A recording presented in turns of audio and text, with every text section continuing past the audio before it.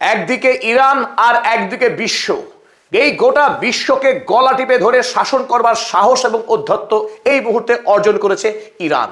Iran দেখিয়ে দিয়েছে কিভাবে এই আধুনিক যুদ্ধক্ষেত্রে পশ্চিমী দুনিয়ার যে হিংস্র দাঁত কিভাবে ভেঙে গুড়িয়ে দিতে হয়। হ্যাঁ, এ কথা এবার সত্য প্রমাণ হয়েছে। জীবিত আলী আয়াতুল্লাহ খামেনেই তুলনায় মৃত আয়াতুল্লাহ আলী খামেনেই আরো বিপজ্জনক।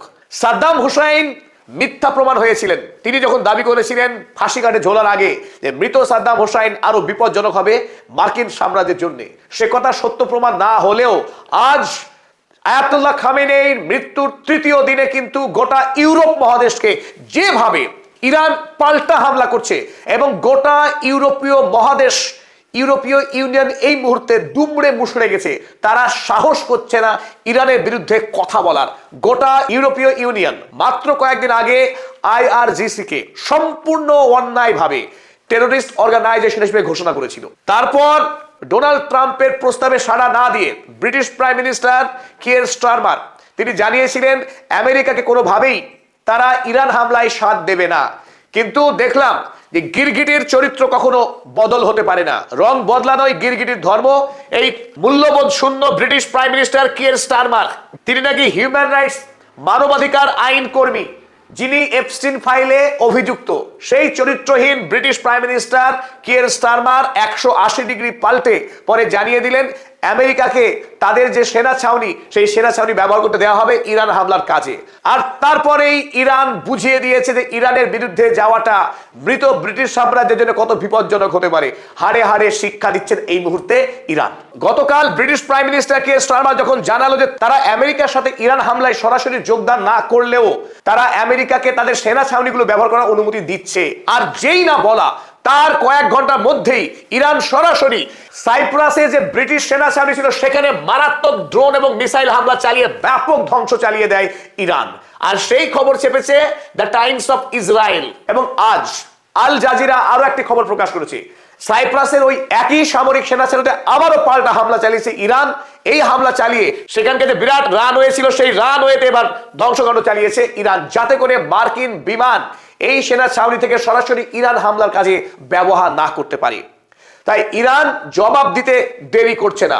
অফেন্সিভ স্ট্যান্ড কাকে বলে ইরান এবার দেখিয়ে দেবে।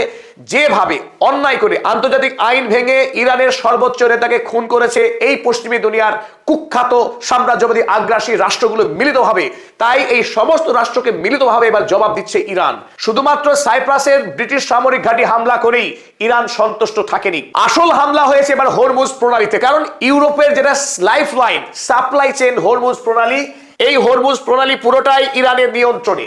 এই হরমুজ প্রণালী হয়েই ইউরোপে তার প্রয়োজনীয় জ্বালানি যে শক্তি, সেই শক্তির উৎস পুরোটাই ইউরোপে যায় এই মধ্যপ্রাচ্য থেকে। তাই ইরান এই মুহূর্তে মধ্যপ্রাচ্যকে পুরোপুরি ইউরোপ থেকে বিচ্ছিন্ন করে দিয়েছে এই হরমুজ প্রণালীকে সম্পূর্ণরূপে বন্ধ করে দিয়ে। ইরান এমন একটি দেশ যার হাতে ভৌগোলিক শক্তি রয়েছে সর্বাধিক।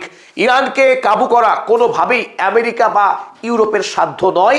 তার অন্যতম কারণ এই হরমুজ প্রণালী, যে প্রণালী হয়ে ইউরোপের প্রতিদিনের প্রয়োজনীয় জ্বালানি, সেই জ্বালানির প্রবাহ চলে নিরন্তর।